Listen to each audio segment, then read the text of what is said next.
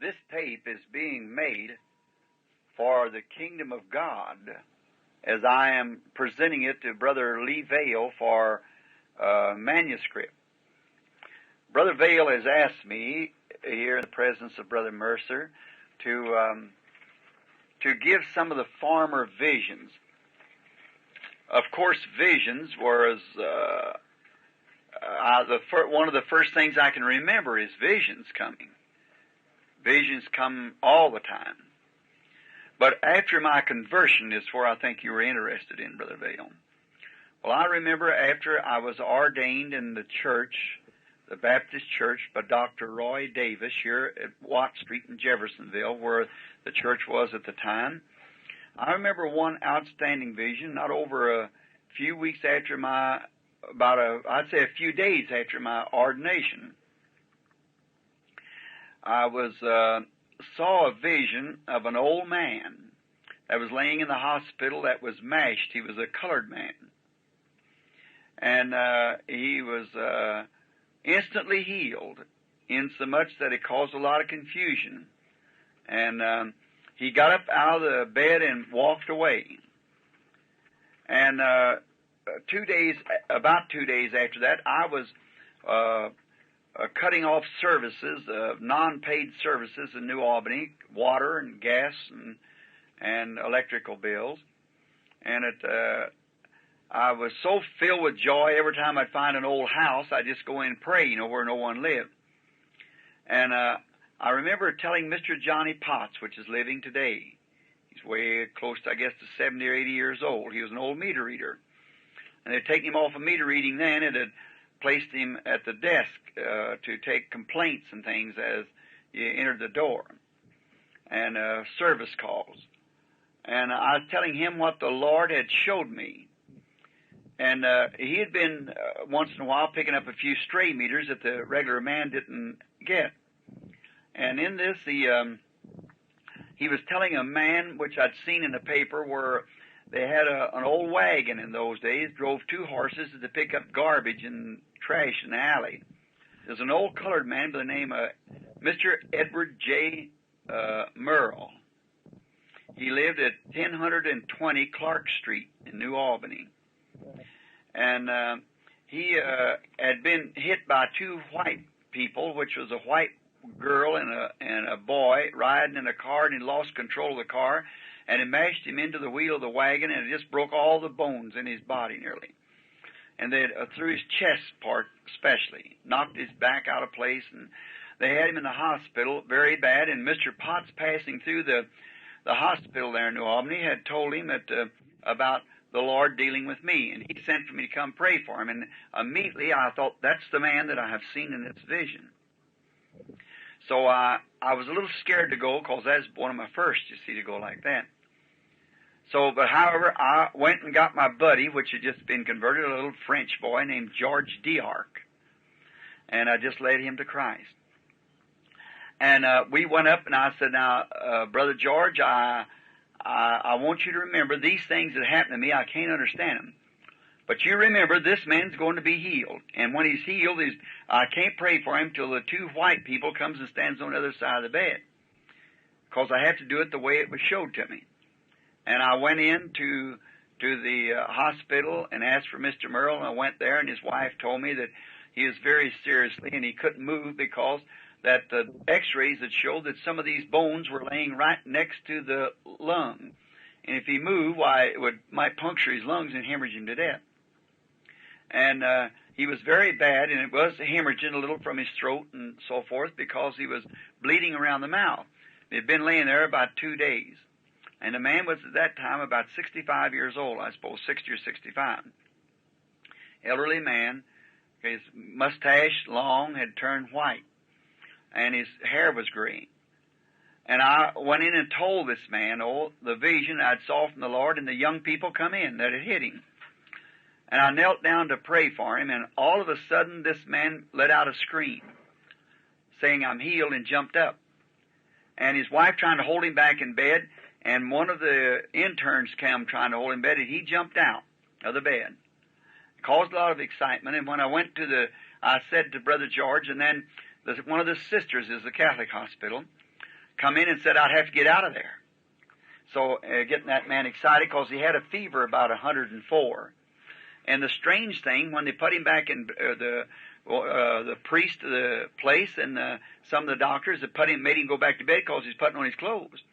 And when they took his temperature, he had no temperature. There's many people living today that's seen the vision, seen it happen, and know about it. And I went out and stood on the steps and said to Brother George, now you watch, he's going to be wearing a brown coat and a plug hat. He'll walk right down these steps in a few minutes. And he actually did. He come right out and walked down. And about a night after that, the Lord appeared to me again one morning just about to break a day and showed me a woman hideously crippled that was going to be made well. So I said, well, I'll probably find out where she's at. And so I went down and was turning off some water up on, I believe, around 8th Street in New Albany. And there's a double tenement, and I was afraid I turned off both sides. One side the people had moved out, and the other side the people were there. So I went over to the side that had the people is occupied, and I knocked at the door, and there was a real poor people and a very attractive young girl come to the door, rather poorly dressed. And she said, what did you want? And I said, would you try the water to see if it's off? And she said, yes, sir. And she said, no, the water's still on. I said, thank you. And her mother laying on bed, her name was Mrs. Mary Darrell Ohanyan. And she was Armenian. Her boy played fullback, I believe it was, on the New Albany base football team. And her daughter was in high school. Her name was Dorothy. And she said, Dorothy says to me, aren't you that man of God that have that healing here in the hospital today? My mother wished to speak to you. And I went in. And she told me that she was laying crippled, and she had been crippled in the bed 17 years since this girl was born. And so the girl was 17 years old. And so I told her that, she said, are you that man of God that healed that man? I said, no, ma'am, I'm not a healer. I just merely pray for the sick man, was showed by something it told me. I didn't know what to call it, a vision or what. I didn't know what it was yet. I was just a boy and single and everything. And so there was this lady asked me for prayer for her. And I told her, let me pray first, and then if the Lord showed me to come back.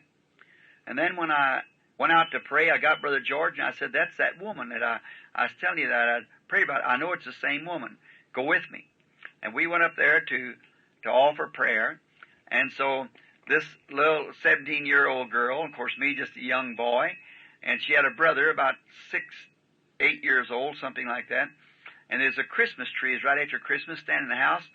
And they got behind this Christmas tree to laugh at me to make their mother well. I told her that the Lord was going to heal her. And Brother George and I got down to pray, and when I started to pray, well, that angel that I see that you see in the picture, I seen it hanging over the bed. Well, I reached over and took a hold of her hand. I said, Mrs. Ohanyan, now she lives in New Albany right now, her and her husband and family.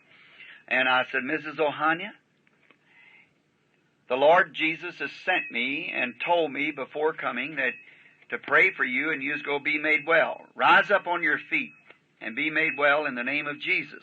Her legs was drawn up under. She, with the Armenian Bible over her heart, started moving towards the side of the bed. And as she did, then Satan spoke to me. Said, you let her hit that floor, she'll break her neck off that high bed. I was scared for a moment. And I'd always know that what them visions, I didn't know what it was then, had told me was always right. So I went ahead anyhow, let her come off the bed, and God being my witness, as soon as she started to jump from that bed, both legs come straight. Her daughter screamed, pulling her hair, and run out into the street screaming as loud as she could. Neighbors come from everywhere. And there she was for the first time for 17 years, walking around in that room praising God. I left immediately to get away from it. Later, I got acquainted with this young girl and went with her. Of course, this don't have to be on record, but I went with the young girl. Not long after that, a few weeks, I was in my mother's house one evening. And I'd been praying that day, and I just simply couldn't seem to break through to victory in my prayer. And I thought I'd just stay go ahead to bed. I was staying at home at that time. And so I went into the room to pray, and I was about 1 o'clock in the morning, I guess. And I prayed, and all at once I looked, and Mama, she used to take her clothes, just pile them in a chair. You know, we were real poor people. And I looked something white coming to me, and I thought I was looking at that chair clothes. But it's that angel of the Lord, that cloud, you know. And it come over to where I was, and I was standing in a room, a little, what we call a shotgun house, a little straight house, 2 rooms in it. And it had red wainscoting up here for the side, you see. There's a little iron poster bed to my right side. There's a black-headed woman standing against the one room, went out into the kitchen. She's standing against that kitchen door, weeping. There was a father standing to me and had brought me a baby that something had been laying on his little chest, and his left leg was wound around till it was laying up against his little body, and the right leg wound vice versa, both arms wound up too against his body, and his little body was twisted and wound up till it right here at his neck. And I wondered, what does this mean?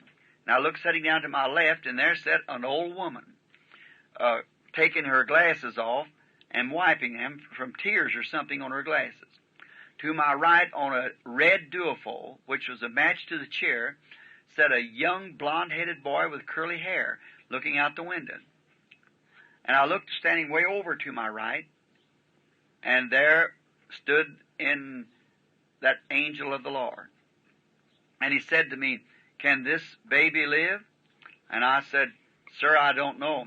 He said, "Lay your hands across it, it shall live." And I did, and the baby had jumped down out of the arms of the father, and the little right leg untwisted, and the right side untwisted, right arm untwisted. It made another step, and the other side untwisted, made another step, and the other side untwisted, the body, middle part untwisted, and he put his little hands in mine and said, "Brother Branham, I'm perfectly whole." The little baby was wearing blue corduroy coveralls or overalls, little bibbed overalls, and he had brown hair and a little bitty tiny mouth. And then the angel of the Lord told me he was taking me somewhere else, and I was carried way away, and he set me down by the side of an old graveyard and showed me the numbers on a tombstone near a church, and he said, "This will be your directing place." He carried me into another place, and there was looked like it had been a little town with about 2 stores in it, and one had a yellow front, yellow bordering on the walls. And I walked up there, or stood there, and there was an old man coming out with a blue corduroy jacket on, or a blue jean jacket, and blue overalls, with a yellow corduroy cap, and he had a big white mustache. He said, "He'll show you the way." And the next time I come to, I was walking into a room following a rather heavy-set young woman. And as I entered the door, the figures in the paper on the wall were red. Up over the door had a sign, "God bless our home." There's a big old brass poster bed laying to my right side and a chunk stove sitting at the left. And over in the corner laid a girl of about 15 years old, and she'd had polio or something that had drawn her right leg up and her foot turned sideways and was drawn under, and she looked like a boy. Only she had hair like a girl, and she had a heart-shaped lips like a girl. And he said to me, "Can that girl walk?" And I said, "Sir, I do not know." He said, "Go put your hands across her stomach." Then I thought it was a boy sure enough, because he had me put my hands across her stomach. I did as he told me, and I heard somebody say, "Praise the Lord." And I looked up, and when I did, this girl was raising up. And when she raised up the pajamas she had on, her pajama leg come up and it showed a round knee like a girl's knee and not knotty, like the boy's knee. And I knew it was a girl. And she had on her pajamas, and she come walking to me, combing her hair. She's blonde, combing her hair. The girl lives in Salem today, married and got 3 or 4 children. And her mother and father are still there also. And so I come to. And I could hear somebody saying, Brother Branham, or Brother Bill. Oh, Brother Bill. And my mother was calling me. And I thought, I could hear one way of coming out of that vision, kind of droggy. And I said, what do you want, Mom? And in the next room where she's sleeping. And she said, there's somebody knocking at your door. And I heard it, Brother Bill. And I opened the door. There's a man stepped in. His name was John Emmel. He lives in Miami, Florida now. And he said, Brother Bill, you don't remember me. I said, no, I don't believe I do. Said, you baptized me and my family. But said, I took a road that's wrong.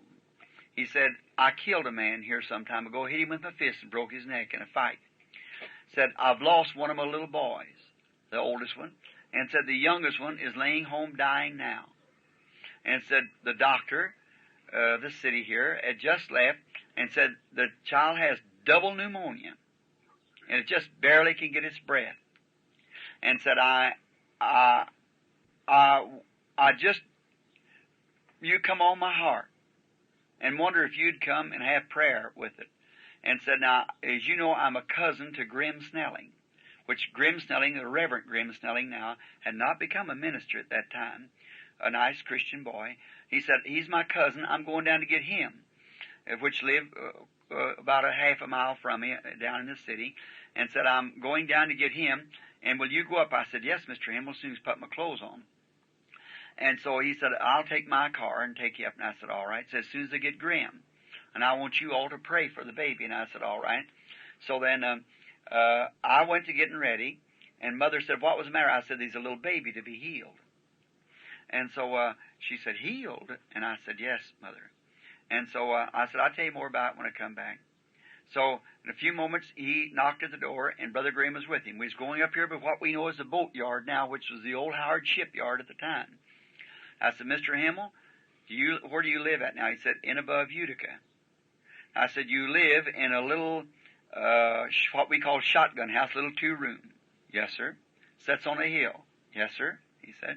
I said, your baseboard here is made out of tongue and groove, and it's painted red. He said, that's right. I said, the little baby is laying in an iron poster bed, and he does have in the house at least a pair of blue corduroy overalls, says he has them on. And I said, and the baby is teeny fella, about 3 years old, and he's also got a little teeny mouth, little bitty thin lips, and he's got light brown hair. He said, that's the truth. I said, Mrs. Emmel is a black-headed woman, and in this room you have a red duophone and a red chair. He said, was you ever there, Brother Branham? And I said, just a while ago. A while ago, he said. I said, yes. Well, he said, I never seen you. I said, no, it was spiritually. I said, Mr. Emmel, you've heard me tell, if I baptize you, of things that happens to me. I see things before it happens. He said, yes. He said, something like that happened to you, Brother Branham? I said, yes, said Mr. Emmel. Ever what it was that told me has never told me a lie. Your baby's going to be healed when I get there. And he stopped the car, fell over the wheel, said, God be merciful to me. Take me back, O Lord. See, and I promise you to live for you the rest of my days if you're going to spare my baby's life. And there he gave his heart to Christ. We moved into the house, all excited about him, a soul being brought back to Christ. When we went into the house, there laid everything just exactly the way it was, only the old woman wasn't there. Excitable, so excited, I said, bring me the baby. And the baby just barely living. See, that winding up was a life gone out of the baby. It was just wound to hear its little throat. And I said, bring me the baby, not waiting for the vision to fulfill. Brother Vail, if this pad was supposed to be laying here, I can't say a word till that pad's laid there. See, it has to be just the way it showed me. So I said, bring me the baby. And Daddy brought the baby to me, and I prayed for it, and it got worse. So I thought, now something, it really lost its breath, and they had to fight and shake and everything to get breath in. I thought, now there's something wrong. And I happened to think, where's the old woman? That wasn't there yet. So they take the baby, laid it down, they're putting stuff under its nose and everything, and crying, the mother screaming hysterically and everything. But the baby was just barely breathing. I thought, well, through my stupidity, I have misused the vision of God, because I never waited on it, being so overexcited. By this you can see, Brother Bill, why I wait. I don't care who tells me. I love you as my brother. Brother, don't never try to tell me something to do when I feel that I've got the will of the Lord. See, no matter how well it looks the other way, I'll wait for Him. See, and so I learned a lesson right here many years ago, and to do exactly what He says, and don't do it till He says it's ready to be done. The baby was fighting for breath. Now I couldn't tell him what I'd done, but I just had to wait. And I thought maybe grace will override it. Forgive me. Well, I went, sat down. They fought for life for the baby till daylight. When day began breaking, they thought the baby would just go at any minute. Well, I sat there, and they kept asking me, Brother Branham, what must we do? Or Brother Bill, they called me. What must I do? I said, I don't know. See, I sat there with my head down saying, Lord, please forgive me. Well, and then it come daylight. Brother Grimm Snelling had to go to work. So Mr. Himmel had to take him, and I knowed I had to leave the house. And yet Brother Grimm was supposed to be sitting there because he's got blonde curly hair, as you know. He's supposed to be sitting on this duophone. So I was sitting there where Brother Grimm was supposed to be sitting, but the old woman wasn't there. There's no old woman at the place. So I sat there, and so Mr. Himmel got his coat on. Then I knowed if Brother Grimm left, hard to tell when he'd ever be back. See? And then I knowed even if the woman come, then Brother Grimm wouldn't be there. So you see what kind of conditions in. And so Mr. Himmel said, Brother Branham, do you want to go, or Brother Bill, do you want to go home? You want me to take you down home? I said, no, sir, I'll just wait if you don't mind. I hate to stay there in the house, just the baby and the mother and myself, because they were young people. He was about 25 years old, I suppose, and I was about the same age. And I said, no, I'll just wait if you don't mind. He said, it's all right, Brother Bill. And so the mother walking the floor hysterically and crying and everything, you know, and the baby's just worse. See, just looked like any minute just kind of catching his breath like it's going. That's all its breath is in it, and nothing. They didn't have penicillin and things them days, you see. So they just put plasters on them and things like that. But the little baby had it for several days and it was gone. See, or going, and then I sat down there and I thought, if Grimm got his coat on, and he started to go out the door, and he said to his wife, he said, now we'll be back just a minute. And I thought, oh God, then I'll have to stay here all day, maybe all night again, you see, waiting for that vision. What can I do? And I looked out the window, and coming around the house come the baby's grandmother in there. But I didn't learn later it was the grandmother, and she had on glasses. I thought, this is it, Lord, if Grimm just don't go out the door. So she always come to the front door, but somehow they don't even know it yet. But she went to the back door to come in the kitchen. And she walked in the kitchen, the little old house, and as she got to the door, her daughter ran over there and kissed her, because it was the daughter's mother, you know, and kissed her and Brother Grimm. And then she said, is the baby better? She said, Mother, it's dying. And she started screaming like that, and her mother crying. Then I thought, if this will just work, now if Grimm don't go out, and I raised up, and I couldn't say nothing, you see, just wait. And Brother Grimm walked around. I got up so he could sit down. And that was some of his relation, you see. So he just started crying too and sat down on the duophone where he was supposed to be sitting. I thought, now if that old lady will just come around and sit down in this red chair. And I got back to the door where Mr. Himmel was standing with his overcoat on and ready to go out. Real cold weather, blizzardy cold. And I thought, and the old lady sat down in this chair, and Grimm sat down and ducked his head down, and the mother of the baby put her hand up on the door and began weeping. Just exactly the vision. And the old lady sat down, and instead of it being tears altogether on her glasses, coming from the cold, it fogged them. And she reached in her little briefcase and got a little handkerchief out, or a little satchel, and started wiping these glasses. Brother, that was it. I said to Mr. Himmel, Mr. Himmel, you still have confidence in me as a servant of Christ? He said, I sure do, Brother Branham. I said, I can tell you now. I spoke ahead of the vision a while ago. That's why it didn't happen. If you still got confidence in me, Go bring me your baby. Oh, my. I seen it was right then, you see. Go bring me your baby. He said, I'll do anything you tell me to do, Brother Bill. I won't be afraid to pick it up. Because when I picked it up, it just went, the breath altogether left it. Brought the little baby up to me, reached and got it in his arms. Brought it up to me and stood there. I put my hand on it and said, Lord, forgive the stupidity of your servant. See, I spoke ahead of your vision. But now let it be known that you're a God of heavens and earth. When we were sitting there, the little baby threw both arms around his daddy and began screaming and crying and said, Daddy, I feel all right now. See, I said, Mr. Himmel, let the little baby alone. It'll be 3 days before it leaves it because it made 3 steps unwinding. I went home. I told it in my church. I said, I'm going back as on Monday. I said, Wednesday night before church, I'm going up there. There's poor people, and we made them up a basket of groceries to take to them. So I said, I want you all to go. And when I go there and you get around the house, and when I come to that place, to where that house is, you watch and see if that little baby don't come across the floor with a little mustache made here where he's been drinking chocolate milk or something, you see, and put his hands in mine and say these words, Brother Bill, I'm perfectly whole. This little 3-year-old baby. Watch and see if it don't happen. My wife now, Mita, way before we were married, so she was in the bunch. And a truckload went and placed themselves around the house, see, to see me when I drove up in the old public service company truck that I had home that night. I didn't have any car of my own, full of tar in the back and things, you know, where I'd been hauling it that day and fixing things. Drove up in front, stopped, went up on the porch, knocked on the door, and they didn't have no rugs on the little old floor. And the mother come across the floor and said, Why, it's Brother Bill, like that. And the people were looking at the windows at the time to see what would happen. And in the corner playing was this little boy the 3rd day. I stopped, never said a word, and he comes strolling across the floor. Put his little hands up in mine with been drinking chocolate milk, his little mustache like a crosshair from the chocolate milk. Put his hands up in mine. Said, Brother Bill, I'm perfectly whole. And that night at the church I told it, I said, there's a crippled girl somewhere that's needy. I said, church, I don't know what these things mean.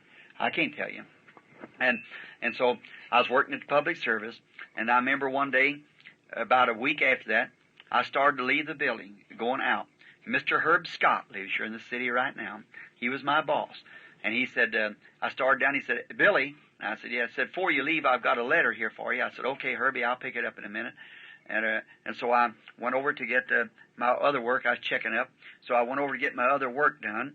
And when I did, I remember that letter, and I went and got it and opened it up and said, Dear Mr. Branham, see, said, my name is Nail. I'm Mrs. Harold Nail. We live at a place called South Boston. And said, we're Methodists by faith. And I happened to read a little book that you wrote called Jesus Christ, the same yesterday, today, and forever, a little pamphlet. And we were having prayer meeting in our house the other night, and we have heard of you having success praying for the sick. And said, I have an afflicted daughter, 15 years old, said that's laying on the bed of affliction, and somehow I just can't get it off my mind that I should have you to come pray for this girl. Would you please do it? Yours truly, Mrs. Harold Nail, South Boston, Indiana. I said, you know, that's the girl. That's her. I went home, told my mother, told him about it. I said, that's the girl. And then that night at church, I said to the church, I said, here's that place. I said, anybody know where South Boston is? And Brother George Wright, you all are acquainted with him. He said, Brother Branham, I think it's down the south. So the next day, 2 friends of mine, and my wife, which now is, and a man and his wife from Texas, their name was Ad Brace. He lives down here now in below Milltown, farmer. He was a rancher out in the west, and he had moved here to be close to the church. And I'd prayed for his wife, and she had been healed of a tubercular condition. And so he wanted to see this happen. I said, you go with me and see if it don't happen just this way.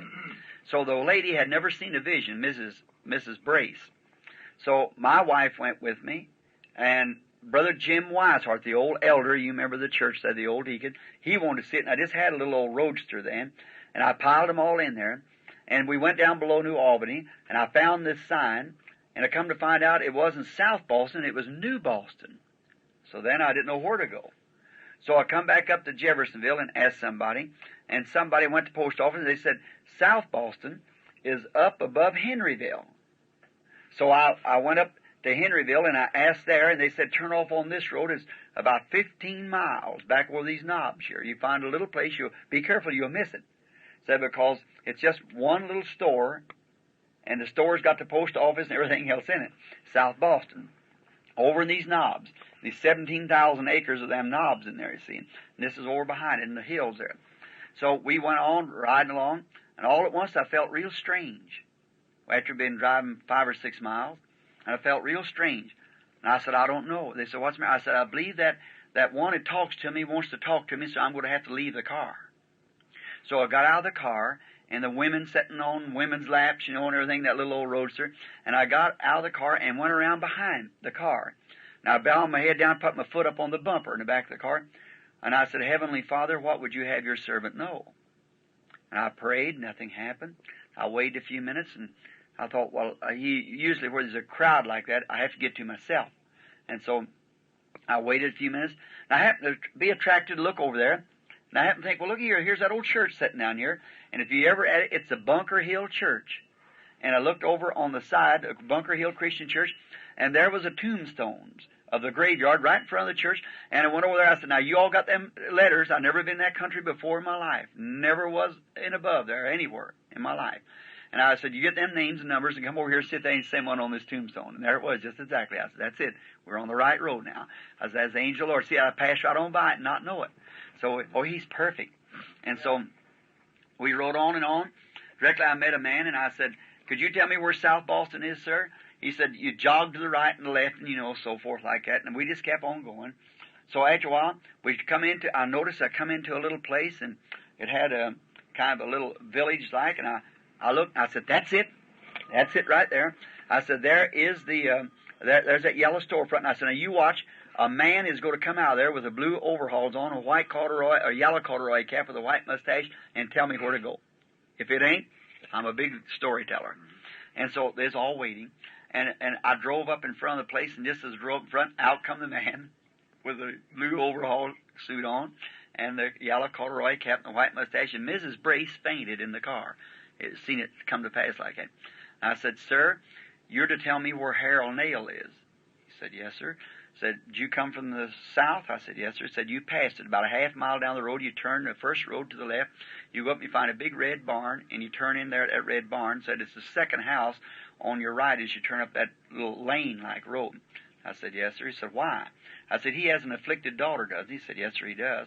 I said, the Lord is going to heal her. And the old man started crying. See? He never knew, and so he's included in the vision. He didn't know what was going on. I turned around. We got Miss Nail kind of revived again, and went up there, walked up into the yard, got out of the car, started up the place to the place where it was at, and a heavy-set young woman come to the door. I said, there she is. See? And so she said, how do you do? And I said, how do you? I said, I'm Brother Bill. Oh, she said, I thought you were. She said, you got my letter? I said, yes, ma'am, I did. She said, I'm Mrs. Harold Nail. I said, well, I'm glad to know you, Mrs. Nail, and this is just a little party. Come with me to pray for your girl. Said, yes. I said, she's fixing to be healed. She said, what? And her lips started quivering. She started crying. I said, yes, ma'am. And I don't know, I never stopped for the woman. I walked right on down the hall, and my party followed me. When I opened the door to the right of the hall, big old country home, opened the door, there was the yellow papers on the wall, red figures, the sign, God bless our home, the old brass poster bed, chunk stove sitting to my left, and there's a little bitty cot sitting there with this boyish-looking girl laying in it. Now something happened. I was up in the corner of the room watching my body go to that bed. And I laid my hands right across her stomach, exactly the way the Lord said. And when it did that, when Miss Nail walked in the room and seen that, down she went on the floor again, fainted. She's kind of a weakly person, and she fainted on the floor again. And Brother Nail was trying to work with her, and old Brother Jim standing there saying, bless the Lord, holding his hands together, if you all knew how he acted. And so then I looked at that, and I seen that, and I laid my hands up on her, or across her stomach like this. And I said, Lord, I do this at the command of what I think is God telling me to do it. And about that time she started crying. and she jumped up, and they just got Miss Nail to her feet. She'd woke up from her fainting spell. And when the girl jumped from the bed, there come her pajama leg up on the right leg, just exactly the way that it showed in the vision. And there was that round knee of a girl instead of a boy, and down went Miss Nail again. See, she fainted. That's the 3 times she'd fainted. And that girl walked out of there in that room and went into her dressing room weeping and put on her kimono, come walking back combing her hair. And her one hand was paralyzed too on the right side, combing her hair with that crippled hand. She's married, got a bunch of children. Her name, I don't know what her name is now, but Nails, anybody could tell you, Harold Nail. And that visions are true. I could place that and take you to people that would make a volume of books if such things has happened. Now that's true, Brother Dale. I'll fail. I'm a man. I'm a failure to begin with, and a very poor substitute for a servant of Christ.